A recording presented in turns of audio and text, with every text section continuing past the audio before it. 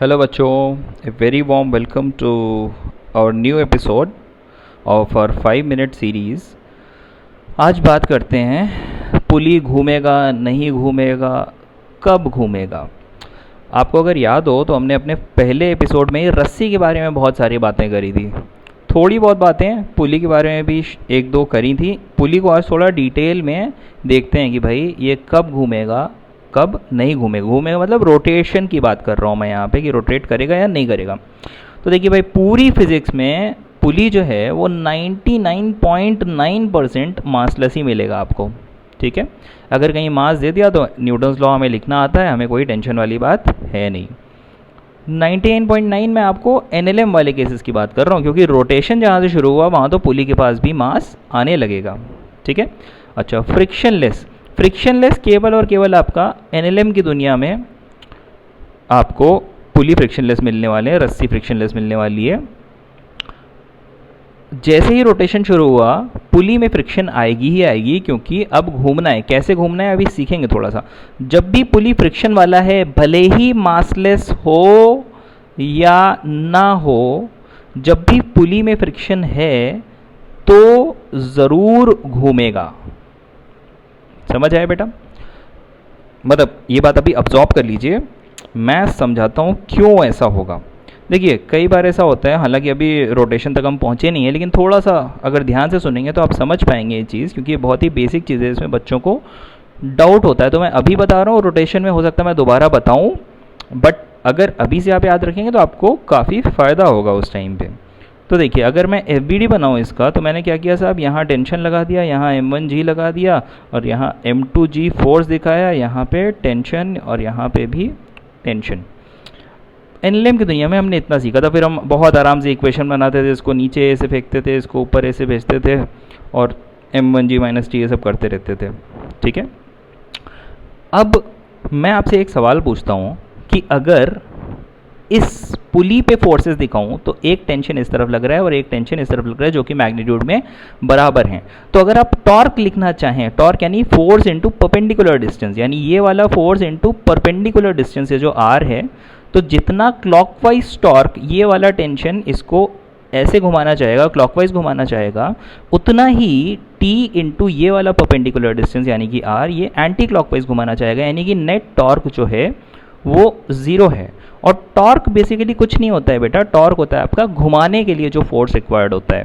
ठीक है, moment of force. ठीक, तो इसको बहुत डिटेल में हम पढ़ेंगे रोटेशन में, अभी बस बेसिक समझिए, एकदम बेसिक मुद्दों को मजबूत करते हैं यहाँ पे। तो टॉर्क ज़ीरो हो रहा है, तो अब ये घूमेगा ही नहीं ना, घूमेगा ही नहीं। तो यानी कि घूमने के लिए फ्रिक्शन होना बहुत ज़्यादा इम्पॉर्टेंट है। अब एक जो मेजर कन्फ्यूजन होती है बच्चों को, मैं उसके बारे में थोड़ा सा डिस्कस करना चाहता हूँ। देखिए साहब, मैंने क्या किया, मैंने पुली को थोड़ा सा जूम करके बनाया, और ये रोप इसके ऊपर से पास कर रही है। ठीक है, यानी एनएलएम वाले केस में जहाँ पे फ्रिक्शन नहीं है वहाँ पे रस्सी स्लाइड करेगी इसके ऊपर। ठीक है, but pulley want be rotating. थोड़ा सा हम ऐसे प्रैक्टिकल वर्ल्ड में जीते हैं, एकदम आइडियल वर्ल्ड की कहानी है फ्रिक्शनलेस, इसलिए हमको थोड़ा इमेजिन करने में बच्चे को 11th क्लास में थोड़ा सा अजीब लगता है कि भाई रस्सी अगर इसके ऊपर से जा रही है तो पुली घूम कैसे नहीं रहा है। तो यही समझ लीजिए भाई, आइडियल दुनिया है, सब कुछ आइडियल है यहाँ पे। अब बेटा हुआ क्या,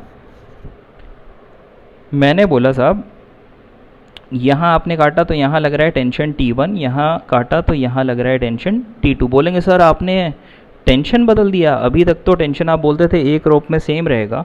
आपको याद हो मैंने आपको बताया था कि जब भी रस्सी मासलेस होगी तो टेंशन बराबर होता है, बट यहाँ अलग क्यों लिया मैंने, रस्सी अगर मासलेस भी है बट अगर फ्रिक्शन है पुली और रोप के बीच में, तो यहाँ पे बेटा बदल जाएंगे। कैसे, देखिए, फ्रिक्शन चाहता है कि दो सरफेसेस जो कांटेक्ट में हैं वो एक साथ रहें हमेशा, यानी कि ये पॉइंट रोप का और ये पुली का पॉइंट एक साथ चलना चाह रहा है। समझ आया? ये पॉइंट और ये पॉइंट एक साथ चलना चाह रहा है, ये पॉइंट और ये पॉइंट एक साथ रहना चाह रहे हैं हमेशा। ठीक है, फ्रिक्शन का सिर्फ ये मकसद है कि इन दोनों के बीच में रिलेटिव मोशन ना हो, ये दोनों एक दूसरे के ऊपर घिसे नहीं। ठीक है, तो अब आप ज़रा ध्यान से देखें, ये रस्सी पे जो फ्रिक्शन है, रस्सी पे फ्रिक्शन लगेगा, रस्सी चल रही है नीचे की तरफ, अगर नीचे की तरफ एक्सेलरेट हो रही है तो रस्सी पे फ्रिक्शन लगेगा पीछे। ठीक है, रस्सी पे फ्रिक्शन लगेगा पीछे, रस्सी पे पीछे, रस्सी पे पीछे। अच्छा, ये लगाया किसने? पुली ने लगाया रस्सी पे। तो न्यूटन के थर्ड लॉ से जितना फ्रिक्शन रस्सी ने पुली पे लगाया, सॉरी पुली ने रस्सी पे लगाया, उतना ही रस्सी लगाएगी पुली पे ऑपोजिट डायरेक्शन में, यानी इधर इधर।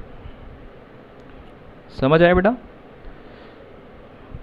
समझ आया कि नहीं? अब आप ज़रा ध्यान से देखें, इस रस्सी को उठा के मैंने ऐसा सीधा कर दिया, फैला दिया। समझ आया? ऐसे कर्व्ड है, इसको ऐसे फैला दिया। इसको जब मैं ऐसे फैलाऊंगा तो ये रस्सी कुछ इस तरह की आ गई, यानी यहाँ लग रहा है T1, यहाँ लग रहा है T2, और इतना एरिया है जो कि पुली से कांटेक्ट में है इस इंस्टेंट पे, यानी इतना रीजन, इतना रीजन। ठीक है, अब आप देखिए इस पे फ्रिक्शन कहाँ लग रहा है? रस्सी पे पीछे, ऐसे ही लग रहा है। इस पूरे फ्रिक्शन को अगर मैं ऐड करके बोलूं कि Fr टोटल फ्रिक्शन लग रहा है, ठीक, तो मैं क्या लिखूंगा? ये मासलेस रस्सी है, मासलेस रस्सी पे हमेशा नेट फोर्स 0 होना है, यानी क्या लिख सकता हूं मैं? ज़रा ध्यान से देखें, T2 प्लस Fr पीछे की तरफ इक्वल टू T1। ठीक, अच्छा, और पुली पे देखो ज़रा, पुली पे ये जितना भी फ्रिक्शन है जो आगे की तरफ लग रहा था, क्लॉकवाइज घुमा रहा था, ये सारा फ्रिक्शन का जो टॉर्क है वो एक ही डायरेक्शन में सब क्लॉकवाइज घुमाना चाह रहे हैं, है ना? सब क्लॉकवाइज घुमाना चाह रहे हैं, और सबका टॉर्क का मैग्नीट्यूड भी बराबर है, क्योंकि F into R perpendicular distance भी सबका बराबर है, यानी कि नेट टॉर्क जो होगा वो कितना हो जाएगा बेटा? नेट टॉर्क हो जाएगा टोटल फ्रिक्शन इंटू आर, और यही केवल घुमाने वाली फोर्स होगी, यानी यही नेट टॉर्क होगा पुली पे। तो आप देखें कि आप लिखेंगे F R into R is equal to I into alpha. समझ आ रही बात? और एफ आर को आप रिप्लेस कर देते हैं किससे? एफ आर आ जाएगा T1 माइनस T2, यानी यहाँ आपने लिख दिया T1 minus T2 into R is equal to I into alpha. I है मोमेंट ऑफ इनर्शिया, एल्फा है एंगुलर एक्सेलरेशन जो हम रोटेशन में सीखेंगे। अभी बस इतना समझिए कि टॉर्क की वैल्यू इसके बराबर होती है। तो बच्चों, आप बहुत सारे बच्चों को ये लगता है सीधे ये इक्वेशन, वो क्या करते हैं, ये फ्रिक्शन को इग्नोर ही करते हैं। वो क्या करते हैं, सीधे बोलते हैं साहब ये T1 जो है ये इस तरफ ज़्यादा घुमाएगा, ये T2 इस तरफ कम घुमाएगा, तो जो नेट टॉर्क है वो T1 into R minus T2 into R है, जो कि नेट टॉर्क यहाँ पे मैंने लिखा हुआ है।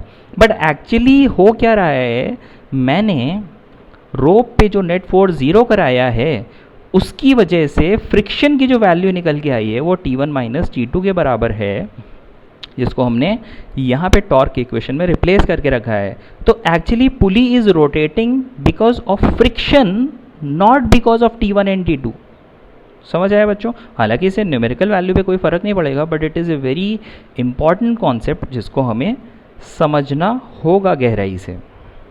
ठीक है बच्चों, बाकी डिटेल्स हम सीखेंगे रोटेशन में। Hope you enjoyed guys, hope you learned something nice today. Thank you. See you in the next episode.